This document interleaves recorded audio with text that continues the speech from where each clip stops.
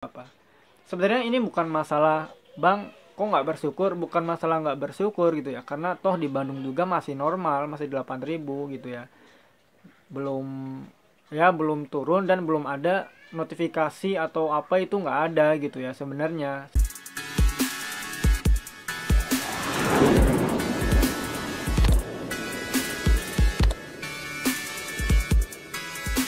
Oke, assalamualaikum warahmatullahi wabarakatuh. Ketemu lagi dengan saya Miswan, tentunya di info seputar Gojek. Jadi video kali ini kita mau ngebahas soal video yang paling banyak dibicarakan oleh teman-teman driver, mungkin bisa jadi di seluruh Indonesia gitu. Jadi ini emang berita yang ya bisa dibilang terpanas gitu ya di bulan ini gitu.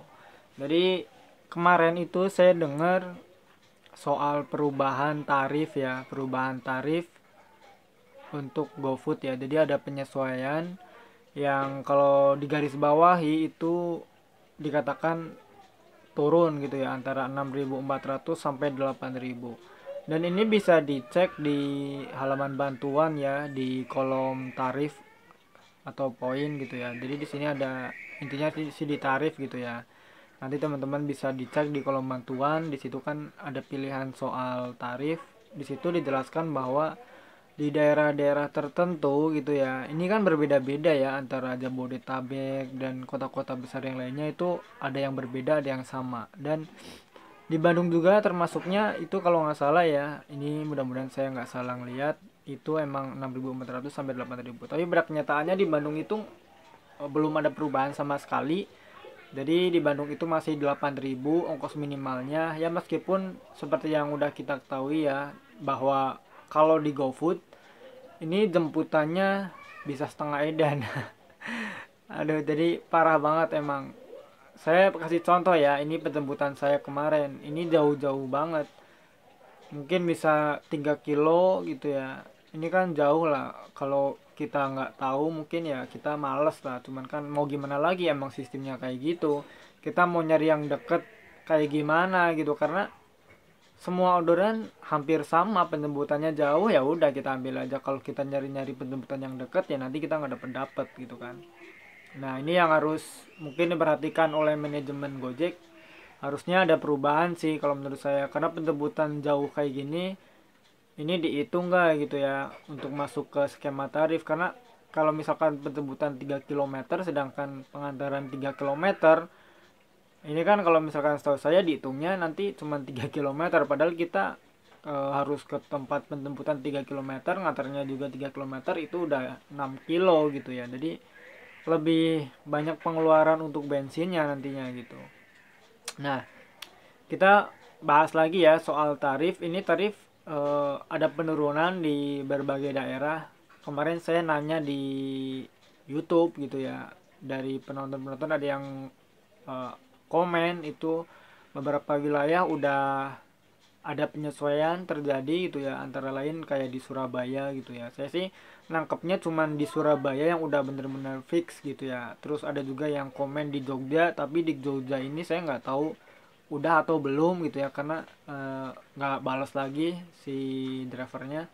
Dan dengar-dengar juga di Palembang, cuman di Palembang ini belum fix juga gitu. Jadi intinya yang udah fix itu ya di Surabaya gitu. Nah saya nggak tahu sih, saya sebenarnya ada teman ya, ada teman, dia teman dekat saya juga, dia driver di Surabaya sebenarnya, orang Sidoarjo gitu. Cuman saya eh, belum tanya gitu ya, belum telepon, ada sih nomor WA-nya juga gitu.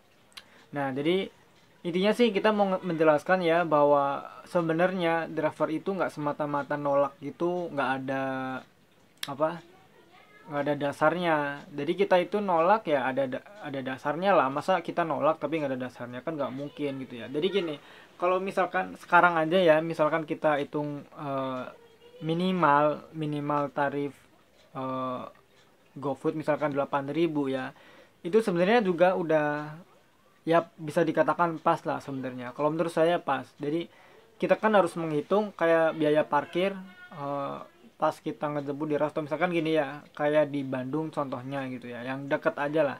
Misalkan kita dapat orderan di Citylink gitu ya, di festival Citylink. kita kan harus parkir, karena kalau nggak parkir resikonya lebih tinggi lah. Kita katakanlah parkir gitu ya, parkir.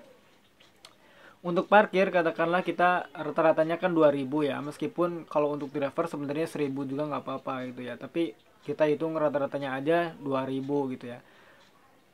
Kita penjemputan di Citylink nganter ke Pascal 23. Nah, di Pascal itu juga parkir. Jadi intinya kita untuk penjemputan parkir, yang pengantaran juga parkir. Jadi kita 2 kali kena parkir gitu ya. Kena 2 kali parkir, katakanlah 4000, 8000 kan. Tadinya kan 8000 ongkosnya. Terus buat parkir 4000, jadi kita sisa 4000 bersih. Bersihnya ini belum tentu bersih banget gitu ya, karena kita harus pengeluaran bensin, kita juga harus pengeluaran biaya perawatan motor gitu ya, dan sisanya ya ini untuk tenaga kita gitu ya. Jadi ini sebenarnya kalau misalkan 8000 saya bilang ya bisa dikatakan pas gitu ya. Tapi kalau misalkan turun jadi 6000, kayak kalau misalkan kita perhitungnya seperti tadi ya, dari di Citylink kita bayar 2000 parkir, di Pascal 2000 parkir 4000, sedangkan kita ongkosnya 6400, kita cuman ada sisa 2400. Nah ini belum kita sisihkan untuk perawatan motor dan kita sisihkan untuk biaya bahan bakar gitu ya. Nanti kita dapat berapa? Sebenarnya ini bukan masalah bang kok nggak bersyukur, bukan masalah nggak bersyukur gitu ya, karena toh di Bandung juga masih normal, masih 8000 gitu ya, belum belum turun dan belum ada notifikasi atau apa, itu nggak ada gitu ya. Sebenarnya saya juga nggak sampai yang khawatir tarif turun kayak gitu, enggak sih gitu ya. Jadi bukan masalah bersyukur atau nggak bersyukur ya, kita cuman menjabarkan aja gitu ya. Ini gambarannya aja untuk mungkin orang-orang kantor yang dikatakan mungkin mikirin tapi cuman mikirin doang atau gimana gitu ya, karena kita kan sebenarnya dari pihak kantor dia nggak ngejamin kita gaji, itu yang pertama, karena kita kan cuman mitra gitu ya, mitra yang kayak karyawan gitu ya, banyak peraturan. Kita nggak masalah loh ya dengan peraturannya, cuman ya ini sekedar gambaran aja gitu ya.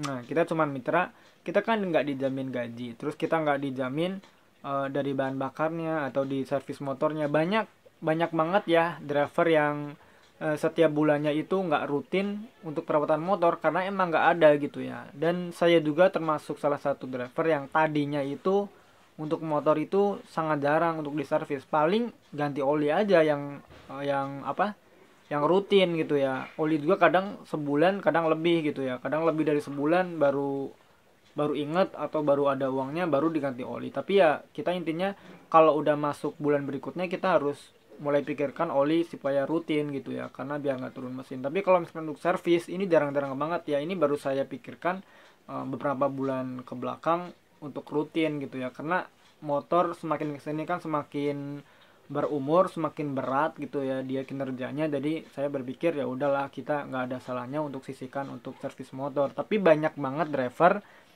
yang emang nggak bisa rutin tiap bulan, termasuk saya juga ya, karena nyempetin gitu. Jadi ini ya yang harus diperhatikan sih, mungkin ya dari Gojek, meskipun ada kayak voucher kayak gitu kan, itu kan baru ada gitu ya, kita apresiasi juga gitu ya. Jadi intinya sih ya, berita yang terpanas di bulan ini, di bulan Oktober ya, di bulan awal Oktober ini adalah soal perubahan tarif atau penyelesaian tarif yang dalam tanda kutip malah penurunan ya, di saat kita kebutuhan naik, barang-barang pada naik, inflasi naik gitu ya, tapi ongkos malah turun. Tapi ya nggak tahu ya, walau alam apa yang terjadi nanti di lapangan. Intinya untuk di Bandung itu belum ada penurunan atau penyesuaian tarif gitu ya. Kita lihat aja ke belakang atau ke depannya maksudnya gitu ya. Ke depannya itu seperti apa? Apakah mau ada penyesuaian juga di Bandung atau enggak gitu ya. Cuman yang jelas yang saya ketahui informasi dari teman-teman yang udah ada fix penyesuaian tarif adalah di Surabaya. Oke, sekian video kali ini, mudah-mudahan bermanfaat gitu ya. Mudah-mudahan teman-teman selalu diberikan akun yang gacor, selalu diberikan kesehatan, jangan lupa selalu jaga kesehatan dan jangan kebut-kebutan. Oke, terima kasih buat yang belum subscribe channel ini, silahkan teman-teman bisa klik tombol subscribe-nya, dan jangan lupa share video ini Dan satu lagi komen gitu ya. Barangkali ada masukan atau mungkin ada pertanyaan yang teman-teman mau tanya gitu ya. Oke. Terima kasih. Wassalamualaikum warahmatullahi wabarakatuh. Salam satu aspal.